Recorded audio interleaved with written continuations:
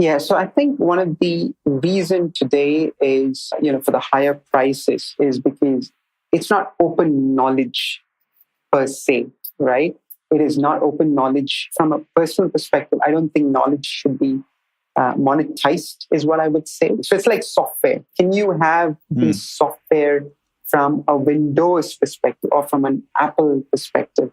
And if you do have that, it's going to have a lot more people get into the picture. It's going to reduce the cost automatically. I'm Ranjor, and this is Remake, a podcast about design, systems, and society. In each episode, I talk to someone who's trying to change our lives for the better in some meaningful way, whether through a new product, new venture, or a new way of looking at the world. And I try to understand how they came to it, what makes them tick, and what we can learn from them.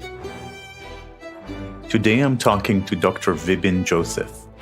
Vibin is the co-founder, executive director, and chief executive officer at BiOZEEN, a company that's revolutionizing vaccine production and reducing the cost of vaccine manufacturing around the world. He's a tech entrepreneur, business model enthusiast, and talent facilitator, with a passion to make a better world through unleashing the potential of our times.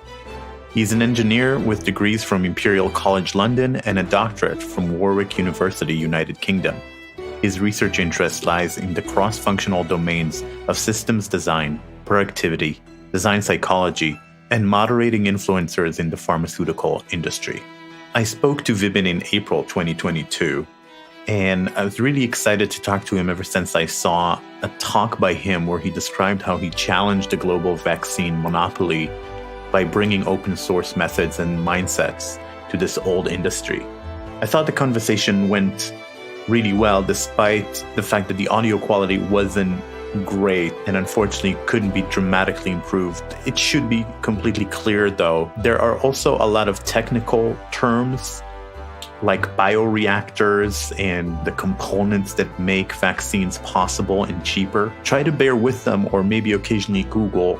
But it's just important to understand that the core of what Vibin is doing is bring sound science and create things in an open source way that can be componentized and adopted by multiple smaller competitors. So where in the past, the vaccines could only be manufactured by very large corporations, now they have this tool and productions can really become much more competitive. And we talk about reducing vaccine manufacturing costs and how he went about breaking the monopoly on vaccine production, training people to produce locally using these open source methods. We talk about his motivation, how he was inspired by Ayurveda and holistic principles and holistic approaches to medicine, and how he was taught these basic principles of service from his grandparents. We also talk about the history of vaccine production and its inefficiency, why vaccines aren't a very appealing business. We talk about bioreactors and how a more modular and adaptable approach, including self-cleaning modules, can really help make the process cheaper and more efficient. How to break into a tough industry and how experience can sometimes be a baggage and prevent you from seeing the obvious. How he said no to being acquired by venture capital firms and stayed true to his purpose, which was lowering the cost of vaccines. And we also finished by talking about his spiritual perspective on leading a team, managing people, creating value in the world, which was very interesting. A lot stayed with me from this conversation, like the fact that 6.6 million children die each year due to the cost of vaccines.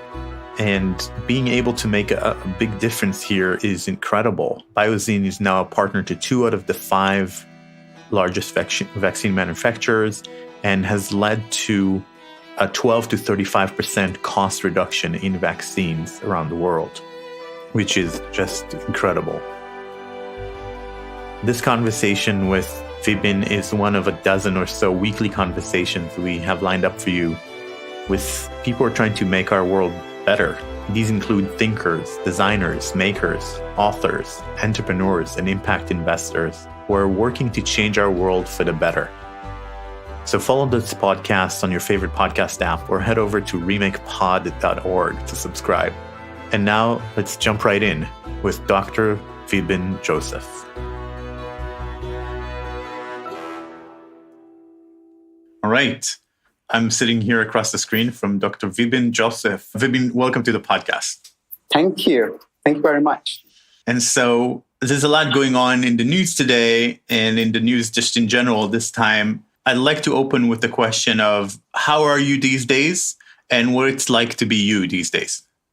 Yeah, I think it's good. I think it's interesting. It's challenged me with the COVID crisis, and luckily and thankfully we've got out of it. I'm hoping it doesn't show its bad dagger once again. I'm here in India right now, and I think we are through the wave of the COVID crisis is what I'm inclined to believe. From the perspective of work, we actually worked during the COVID lockdown. And COVID lockdowns, was not the best for most of society. It was good for a lot of people from the fact that you could be at home, but we were actually working. And it was also a time when you could introspect, analyze, and try and take perspective into what your life is all about. Yeah, so all in all, we are okay. I'm hoping, I've got very bright, inclination for the future. And the reason for that is most of the people here in India have been immunized. I think 60 to 65% have been double vaccinated. About 1.8 billion doses of vaccines have been kind of given out. So that's from the background perspective. From a personal perspective, things were okay. I had a baby daughter during the COVID times last year. It was interesting from that side, from a personal perspective. And so it was interesting from all different perspectives, I have to say. Yeah. Yeah, I feel the same way. I mean, in some ways, it brought both the best and the worst in people. Yeah. So, and we talked to Christian Matspia, who's a consultant to large companies, but he's using tools of anthropology and philosophy. And so he said, this was a once in a lifetime opportunity to study human nature because there's any number of experiments that you could never do. But right now we're out in the open, in terms of social isolation, in terms of, the effects of various circumstances. And he said, I didn't want to waste a single day. I was just obsessed with collecting data and learning from this. Absolutely. I mean, I have to agree to that. I've never seen the 3 weeks of lockdown that we had, which was exercised quite well and diligently by most people, and aeroplanes were not in the sky, they were all grounded. And you could see the tranquility, if I may say. You could see the Himalayas from hundreds of miles away, and the air was clean and clear, and you could hear the birds chirping. And it really took me, at least me personally, into a world which I've just read in storybooks and, and books and novels and, and pieces of history, really. It was, and I could see a lot of squirrels mushrooming all over. I mean, the pigeons were there, the crows were there, the eagles were there, everything together. So those are the positives to it. But from a negative side, a lot of people did struggle and suffer. And we got to be cognizant of that as well. Yeah. It's true both ways. I remember last year walking in Central Park in New York, and just like birds wouldn't even move away. Like somehow we changed the relationship with the wild animals. Squirrels and birds are, out and about freely because they're used to the humans not being there. There's something that was very illuminating about that, like how quickly that happened. We think we're all powerful, but, if we don't go out of the house, if we all don't go out of the house for a couple of months, like the wild returns. So I have this opener, which our regular listeners already know quite well. But I'd like to ask you, what's something you learned in childhood or early in life that still drives you today and still with you today? That's an interesting question, I have to say. I would say, it's a lot to do with your upbringing. It's a lot to do with the environment you lived, you grew up. And I would say, can you be a healing touch to people, right? And the healing touch can actually be, can you do something from your regular work profile which impacts a lot of people positively? That's one. It could also be at your own family. It could be with your friends. It could be the person. It could be the stranger that you meet. Can you put a smile on someone's face? It could be as simple as that. And that's something which has been ingrained into me from my, during my growing up years. And I've always been inspired by seeing people smile and be happy. If I use the word happy. And that used to make me a lot more enthusiastic, used to inspire me a lot more. And then I did kind of think that, if you can do something that will directly save people and save lives, that's even better. At the place that I was brought up in Kerala, very close community culture. And I've heard a lot of stories, I have to say, when, people used to share food and people were excited to, congratulate each other, talk through things which made them sad, and then take things forward. So I think that really took me into who I am today. I think it's going to travel along with me, that very innate nature in me to, can you make people happy? Can you put a smile in someone's face? So luckily and thankfully, I'm in a space now where I'm directly saving children and saving lives. And I think it's a lot of happiness for me, for sure. Yeah. And it also made me even more happier because even the COVID vaccines that is used to immunize a great number of people across the world, and including here in India, is made and processed through the hardware and software that we actually manufacture. And so that gives me a lot of happiness. It does make me happy. It does make my soul happy, to use the word, Yeah. So it does complete me. It does complete me. And we're definitely going to dive deeper into that in a bit. I heard an interesting story of how you came to study biology. So I'd love to hear that story of what made you take that route. Oh yeah, that's just very interesting and very perplexing to a lot of people as well. I was very introverted by nature, and I was always happy to be by myself. Wasn't too happy interacting with a lot of people, I have to say, all through my school years. And then I wanted to be a pilot initially. That's because you have the cool factor, the Top Gun movies, etc., etc., etc. And I thought I should be a pilot. Yeah. But then realized in my 7th grade that, you know what? I've got my glasses, so possibly no Air Forces in the world are ever going to take me. And then I actually thought biology seemed quite interesting because I had a fantastic biology teacher. And I found it very interesting. I really loved it. And then I was thinking maybe I should be a doctor, maybe a cardiologist, or maybe a nephrologist, or maybe even a psychiatrist. But then when I did ponder a little bit more deeper into the entire subject, I was thinking that I would obsess over a lot of things. And the more I learned about the topic, I did realize that people were just squirming on the surface. No one really knew how diseases could be really, completely solved or eradicated from a person's body. So I was also fortunate to have a lot of doctors within my family. A good proportion of them were people who practice allopathy, right? People who practice your normal modern medicine. I also had a good proportion of other people who actually practiced Ayurveda, the alternative medicines, Chinese medicine, etc., etc. And when I did connect with both of them, I just realized that it was more like beating around the bushes what I did think, at that stage of my life. And I was thinking, if I have a person who's got a psychiatric problem or a cardiac problem, I could, if it was cardiology, I could possibly prescribe statins, all the normal anticoagulants, etc., etc. If it was, psychiatry, it's a lot of standard kits of medicine from a modern medicine perspective.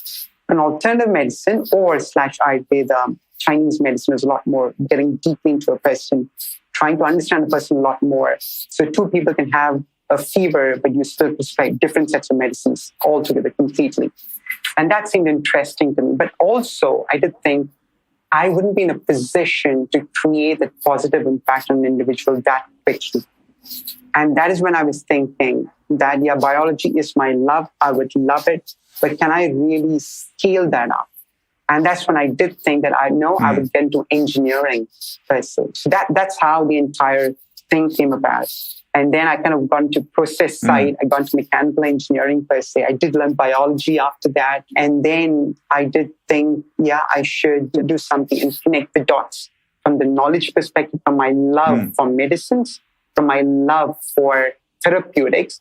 and combine my engineering skill to try and scale those productivity of all those medicines being manufactured. So at some point, and I would love to hear that story, but you learned about the scale of the problem of people dying from totally preventable diseases. Yeah. So how did that come about? What is the scale and how did you learn about it?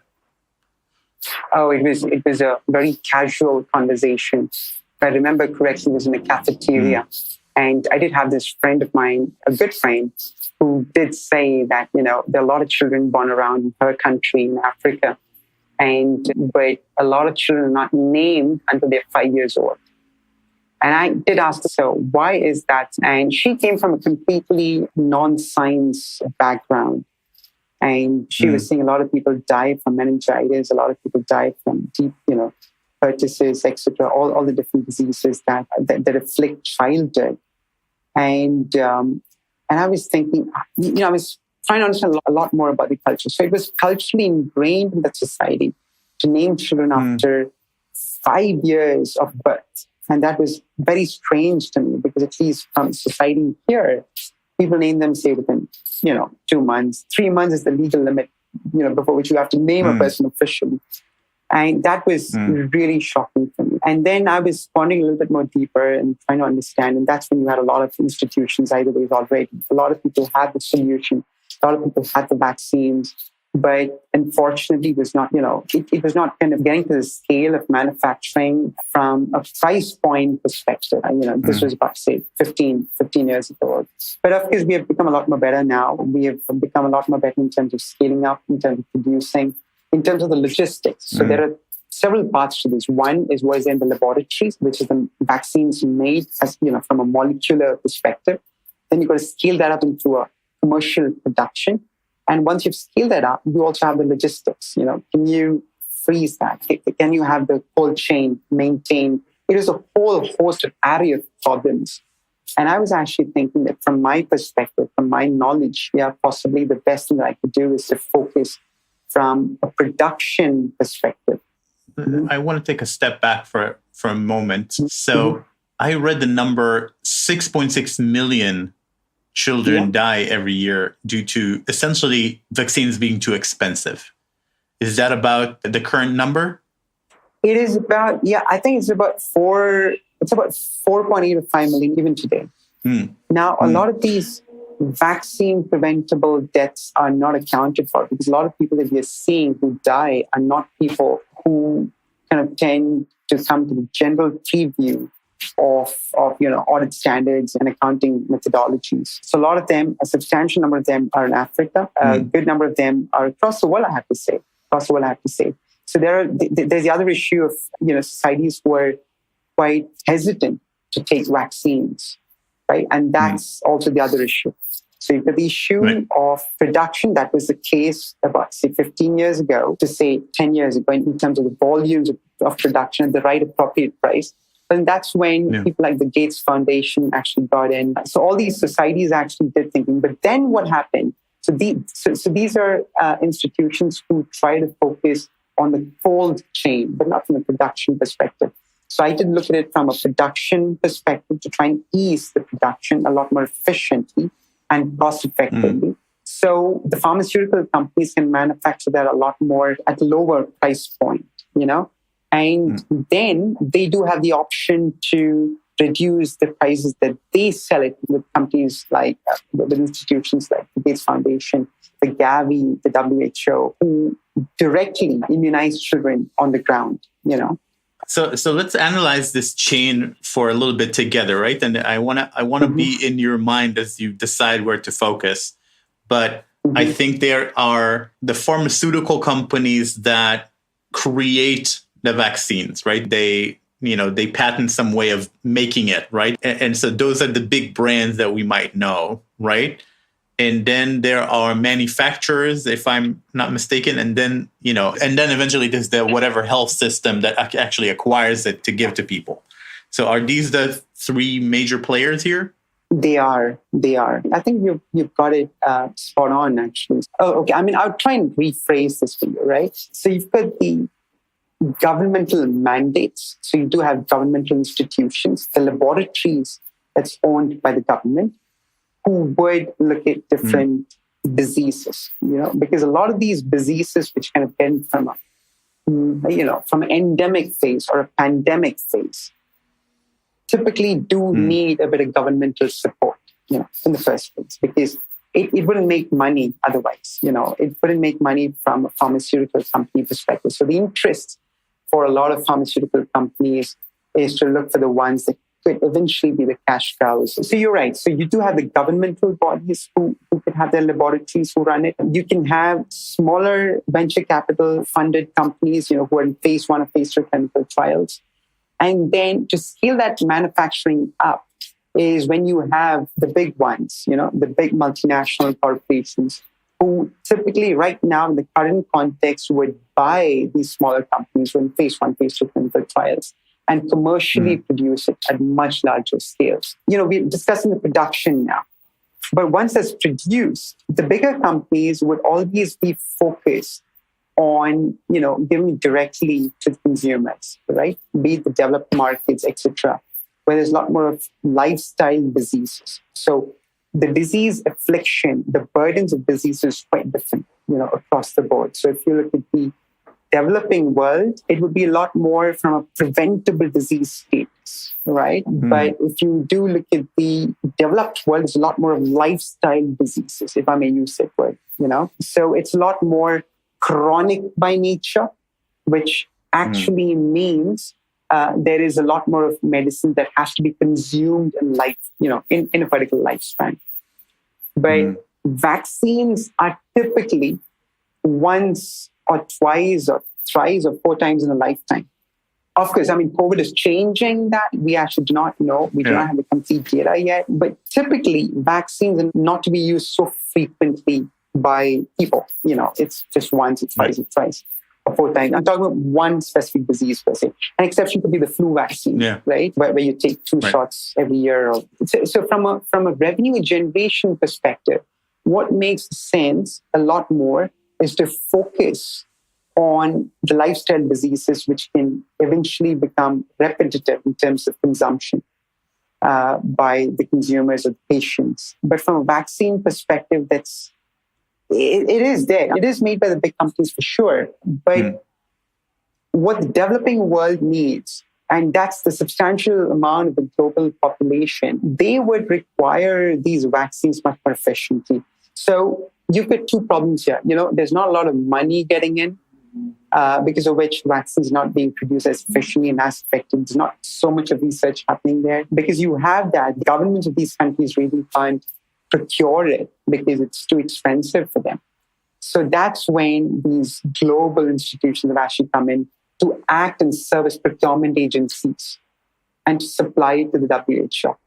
I'm curious, why did it make sense to target the manufacturers and lowering their costs of manufacturing at the time? Why did that seem like the right point of intervention?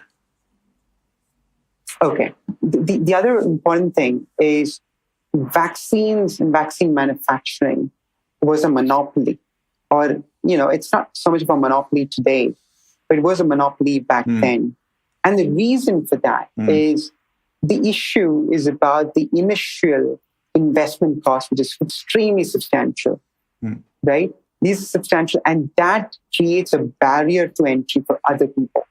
So when you do not have a barrier to entry, you have a monopoly or an oligopoly at best, it means that people can command their margins at whatever price that they really want to do. So one of the thoughts that I was thinking was, if you reduce the price barrier from an investment perspective, the hardware perspective, the software perspective, that is when I was thinking that, that can bring in a lot more people into the game. And when you have more people in the play, it's going to create competition amongst themselves. And that's going to reduce the price of these vaccines. And I also did think that from an ethical perspective, I did think it was not appropriate to profit from someone's misery. The other issue is, hardly any countries in Africa were making vaccines or have the ability to make vaccines. And I was thinking, if you have an aeroplane model, right? So an aeroplane is expensive. So you're spending millions of dollars on buying an aeroplane. But if you do not train the pilots, it's never going to get off the ground. And what I was thinking was, these infrastructure requirements are steep, it's heavy, it's a lot more expensive than buying an airplane for sure. It's millions and millions of dollars.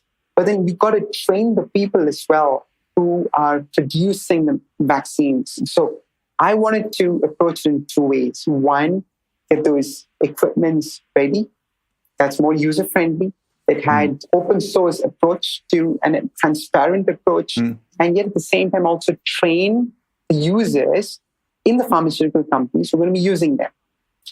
And this became a beautiful model for countries, especially Africa, right? Especially in Africa, where there had to be a steep upskilling of the workforce. Yeah.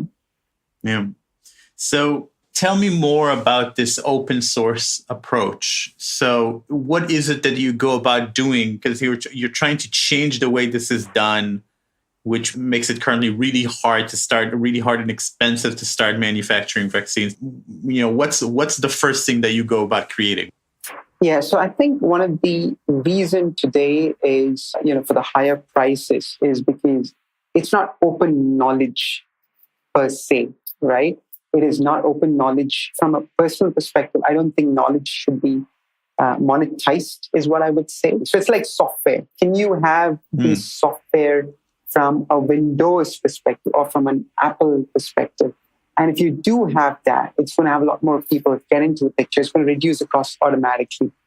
And that's the same approach that's actually being followed from an apps ecosystem. So everyone can actually make the apps themselves.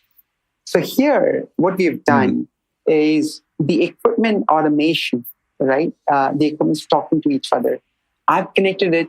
I did not keep it proprietary to our equipments only, but I kept it completely open source. So if you've got a third-party equipment, we can engage with that. Right? We can actually allow that to be, allow these equipments to speak to each other and get the final part. And that's a substantial portion.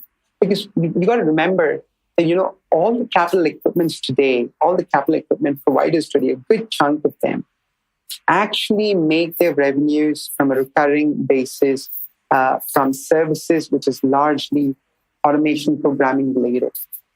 And what we have said is that once we give an equipment or the hardware and software, the entire source code is going to be given to the customer. I've got no limitations in that. That's the first thing.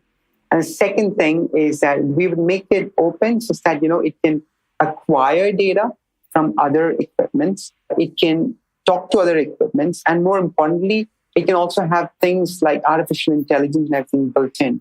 So that's a thought process. If I were to super simplify it, the intention to monetize, which is so rampant within the service side of things, is something that I want to do away with completely. Because I've always been of the opinion that, if your services are to be monetized, it probably doesn't speak well on your hardware side of things. That's been my thought process. And also from a model perspective of BiOZEEN, the revenue model of BiOZEEN is to look for avenues which will result in price reduction or cost reduction to the pharmaceutical companies. So that is where BiOZEEN makes the money, right? So you would reach theoretically from an extremely low level, it would technically become zero. But then that's the time for you to move on to greener pastures. So by that very nature of how we are in, it means that you're automatically pushed into innovation. So it's not about leveraging and capitalizing, making money over something that you've sold. So typically what used to happen, which sometimes happens even today from our competitors' perspective, is every single change, they actually monetize it. Every single connectivity, they monetize it. Every single expansion, they monetize it. So that's not something which is great from our perspective. So that's not in our model. Yeah, it's a very common conflict of interest, also in the software industry in general, where you sell a product and then you treat supporting that product as a profit center. So you have the interest of making the product hard to use, create more support issues, create dependence, because that's how you really make a big part of your money. And so it makes sense to me that you wanted to cut that off. That's a conflict of interest with the manufacturer and with the end client and with the end consumer. And I have to say, it actually is not. It actually is not. It allows you to think further. It allows you to actually see what are the avenues. So what are the other avenues in which you can alleviate the pain points for the customer, right? So as long as, I'm pretty sure, as long as medicines are being manufactured, there is going to be a lot of pain points for sure. Our focus now is like the initial vision that we've had. Can you make vaccines like food, right?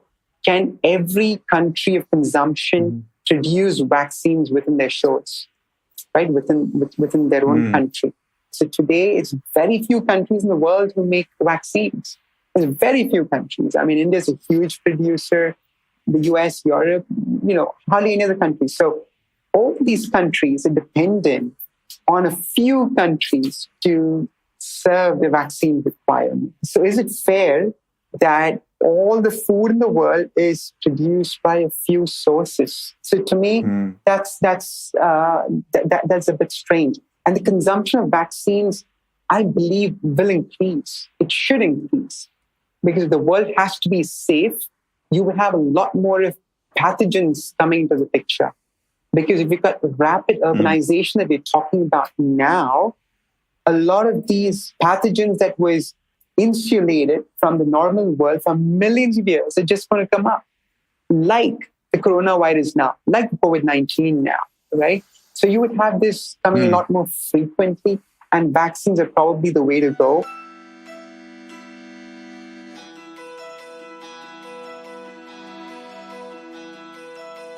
You're listening to Remake, a podcast about design, systems, and society.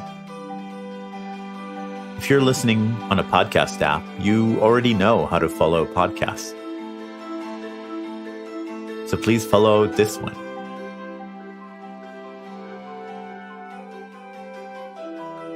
If you're listening in a browser, just go to remakepod.org to find links to all the major podcast players where you can follow our show.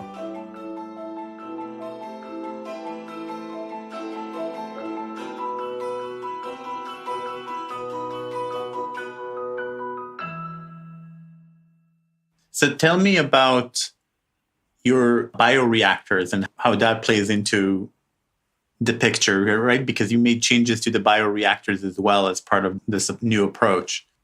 Yeah. So basically, one of the things about bioreactors is it is quite expensive, right? It's quite intensive in terms of investments. And what we have actually done is we've tried to make it as adaptable as possible to different platforms of vaccines, right? So if you look at vaccines, really, if I were to give you an example, we've got several platforms, right? You've got inactivated vaccines. You've got the adenovirus-based platform, which is a vector-based vaccines. You've got the mRNA vaccines, a lot of different kinds of vaccines, per se. And you've also got vaccine differences, say like tetanus, diphtheria, pertussis. This is an example. So tetanus is anaerobic, so it doesn't require oxygen to grow. Pertussis and diphtheria is aerobic, right? So it's different characteristics within the pathogens by itself. Now, the objective of a fermenter or a bioreactor is to actually produce this at scale. And that's where the bioreactors and the fermenters get into the picture. And remember that these pathogens are lives, right? They are life. And you got to love them. You got to nourish them for them to grow. Now, what you have to remember is that you have to, after every batch, right, you got to clean it. You got to clean those systems completely. And what we have done is we've completely automated those processes, right? So if you have a batch, it automatically cleans up. So you've got inbuilt CIP stations within the bioreactors and fermenters that we manufacture. That's the first thing. So what we have done, we have tried to do away with a lot of other auxiliary equipment and try to put that within these same equipment that you have. That's the first thing that we've done. And the second thing is we made it universally adaptable. So if you have a tetanus vaccine or a diphtheria or pertussis, whatever vaccines, because these are huge investments, what we have tried to do is, can you make small modifications, right? Like changing the chassis of a car. So it sounds like it's built in this modular way where you can build it. Spot on. You put it together in different ways, right? So you can... Absolutely. So it's modular. We've actually been working with another company as well to build modular plants now. So that conceptual thought process of the bioreacting fermenter, this was about a decade ago, right? So we have moved on from there onto modular plants, right? So you can have plants come up so quick. Hopefully within a span of a year, we can have a complete, vaccine plant. So typically it takes 4 to 5 years for a plant to be manufactured from a greenfield facility perspective. Earlier, before we got into the picture, you had these holders, which was specially designed for one particular make of equipment or components or consumables. What we've done is we've made it universal. We've said, we don't want to make money on that. I mean, we have to make money for sure, but then the money that we make should be fair. I think that's important. And we discuss with the customer, okay, these are our margins. I'm going to do this because that's important from our sustainability perspective. But we've been completely transparent from our pricing mechanisms, from a pricing perspective, because the focus for us is not to inflate prices and then sell. No, that's not what we do. So at this point, you've partnered with 2 out of the top 5 vaccine manufacturers, and you've been able to reduce costs between 12 and 35%. Those are the latest numbers. So first of all, please correct me if I got these wrong. But then I'd love to hear how you overcame skepticism, because you come in, you're a young guy, you're still a young guy, you're still a lot younger than me. So you come in, without a massive brand. What was that process like to gain acceptance and to overcome the skepticism? Yeah, beautiful question. So the first part of your question, absolutely right. On an average, about 30 to 35, 40% is what we have succeeded, literally shaved off. So you're right. You're completely right on that. So I've leveraged the lower price points within India.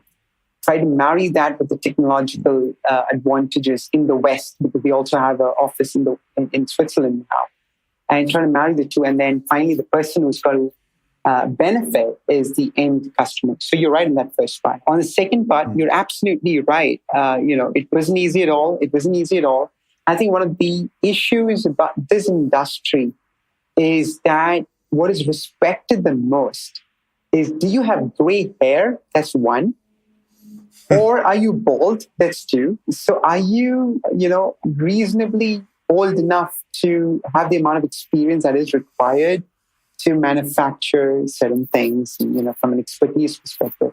But I do keep asking this to a lot of people that I know that, I've always seen experience as a baggage, right? It doesn't allow you to explore further. It doesn't actually tell you what is required. It really scuttles ingenuity. Now, saying all that is good, but it wouldn't buy confidence. It was, the initial days were tough. It wasn't easy. It was a little bit daring, but it was also because a lot of people did see this as a young boy. I could actually see it from multiple perspectives. One, people are just simply amazed. Okay, I would like to talk. Yeah. And, I didn't have an issue about nagging people, trying to say, okay, could you please help me? I want to try and make this. I want to try and do this. I would flash my educational credentials and people would say, okay, wait a minute. Let me see what you're talking about. And a lot of people did give me a year, initially. And they would say, okay, let me see what's happening. But we are comfortable. That's okay. And I would talk a little bit more like how we are talking now and try and understand the pain points that they actually have. And I would say it's more from a learning perspective. I want to learn and possibly use the energy of my youth to try and see how we can elevate it. So when people actually see this, they think, okay, I see where you're coming from. There's a bit of a connectivity that is forming, because a lot of these people would have their own kids as well, who are possibly about my age back then, and they would say, okay, but there are a lot, and they would come to me with a lot of problems. So a lot of people were gradually increasing the amount of time that they would spend with me, at least from a talking conversation perspective. But then what happened is, then comes the next issue, right? How do you convince them? How do you really convince them? And then I used to say, okay, I had to chalk out how is the decision-making process actually working? Now, who are the people who decide what needs to be purchased? Because a lot of people that I was interacting with initially were users. So that was a treasure trove of information, for sure. I could get that back in, and these users, they were happy with that, right? So it was more of a pyramid approach. And they would put me to their senior managers or their management representatives in their respective companies. But it still wouldn't solve the problem, right?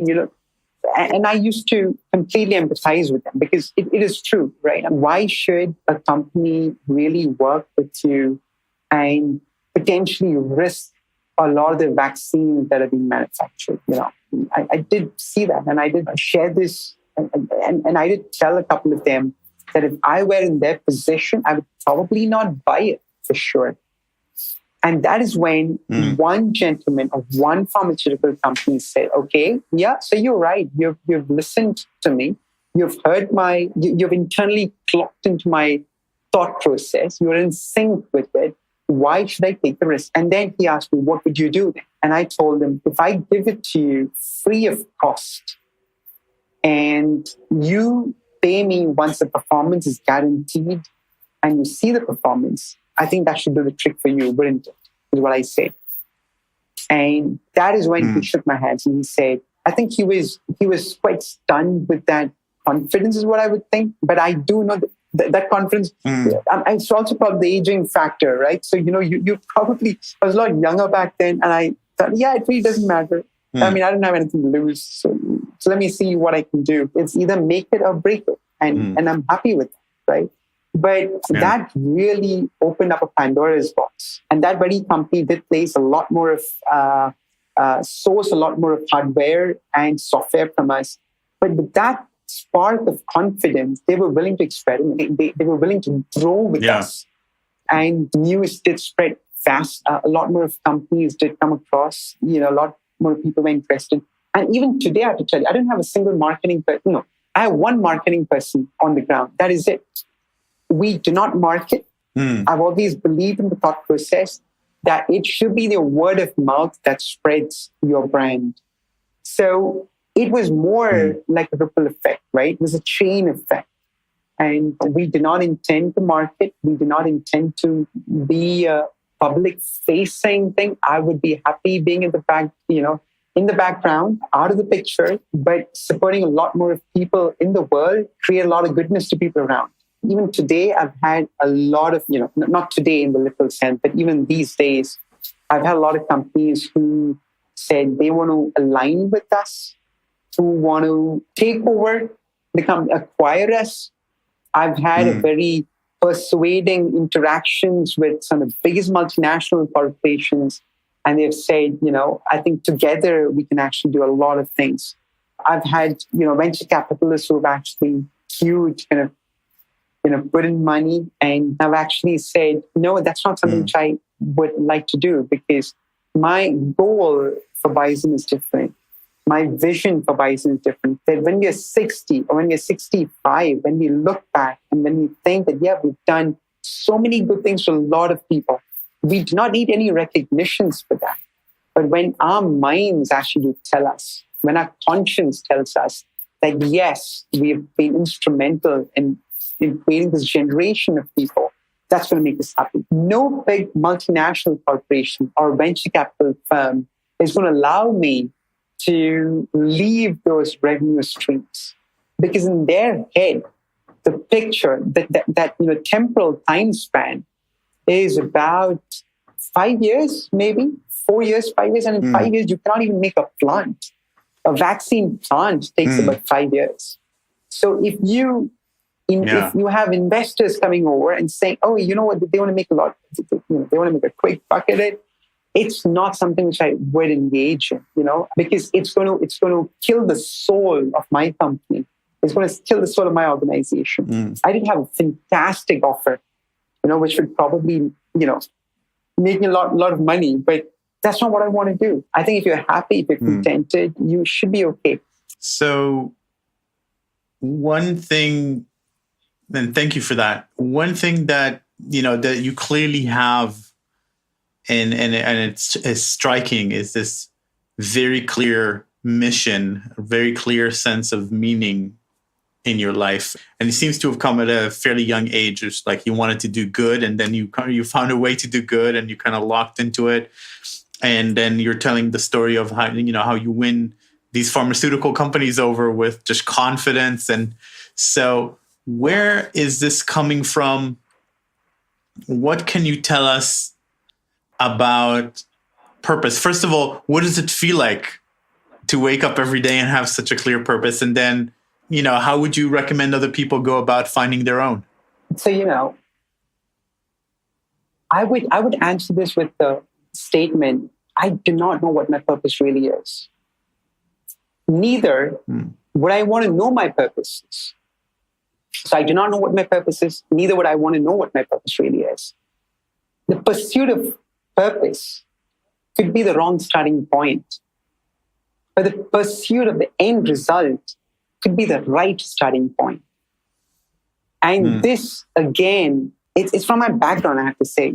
From my maternal side, they were a lot more spiritually inclined.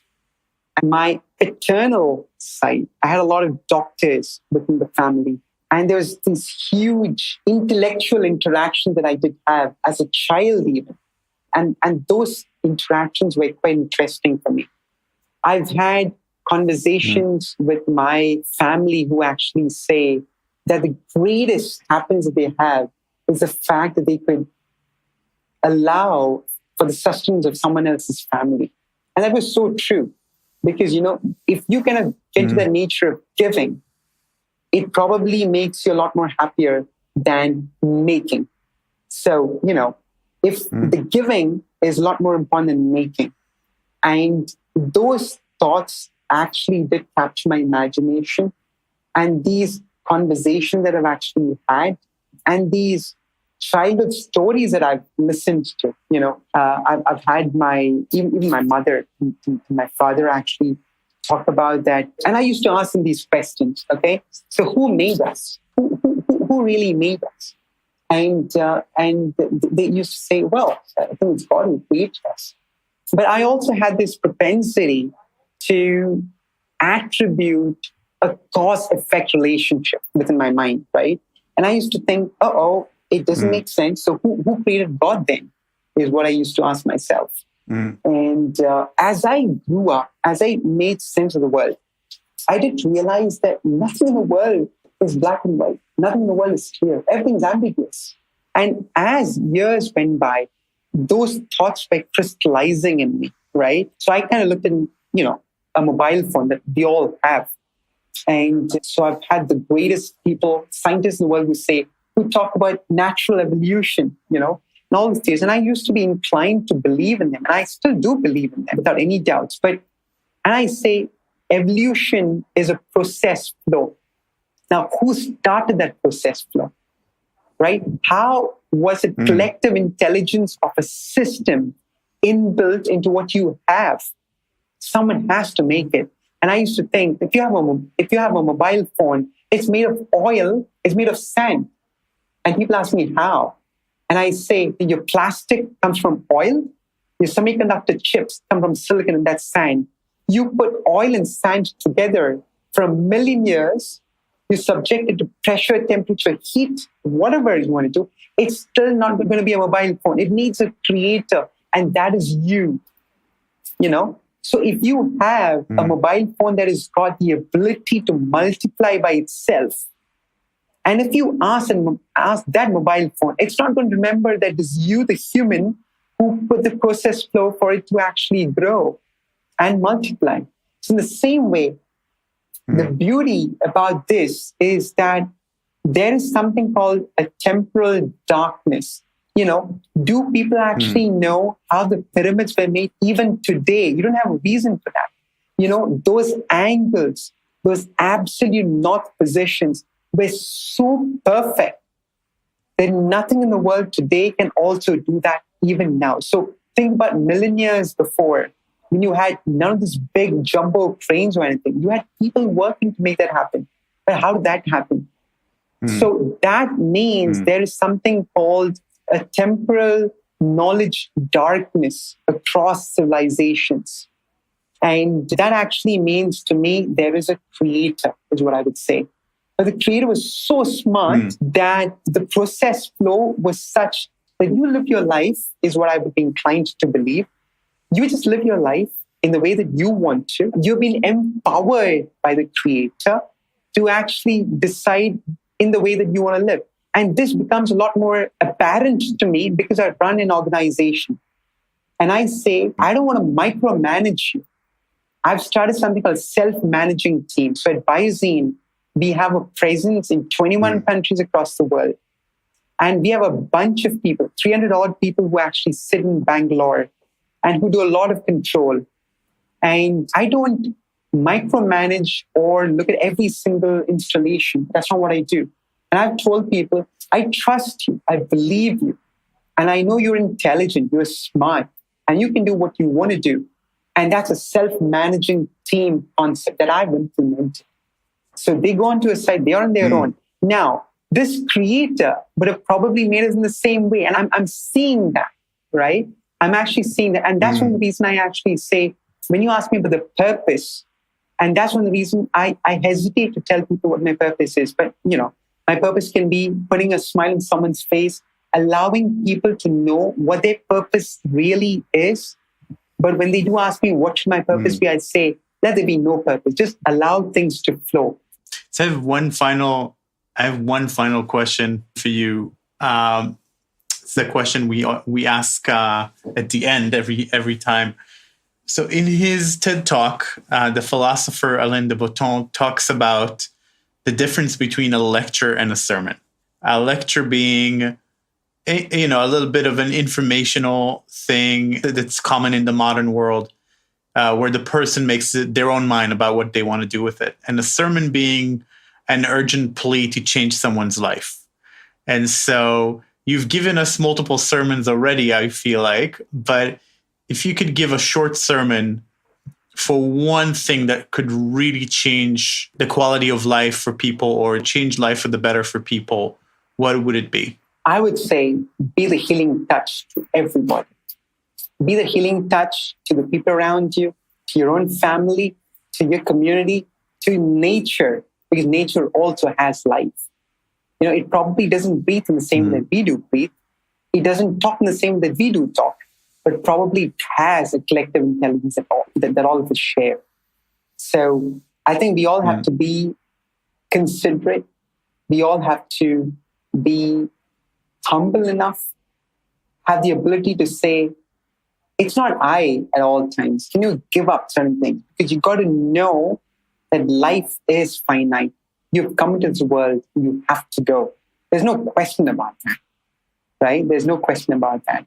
So I think it's about be considerate, try and be a healing touch to anything and everything around you. It could even be animate and inanimate, everything. Can you show grace everywhere? Can you show mercy everywhere? Thank you, Vibin. Thank you so much for your time today. Thank you. Thank you very much. Remake is produced by myself and Regina Rothstein. Research and editing by Louis Brady. And audio engineering by Greg Cocoveos. If you enjoyed the podcast, please consider writing a 5-star review in Apple's podcast or wherever you're listening. It helps many more people discover the podcast and also just makes us feel good. Current support for the podcast comes from my own design company, Remake Labs. We're a global strategic design speed agency aimed at improving outcomes through repeated and rapid design interventions. Now, until next time, Be well, everyone, and see you next week on Remake.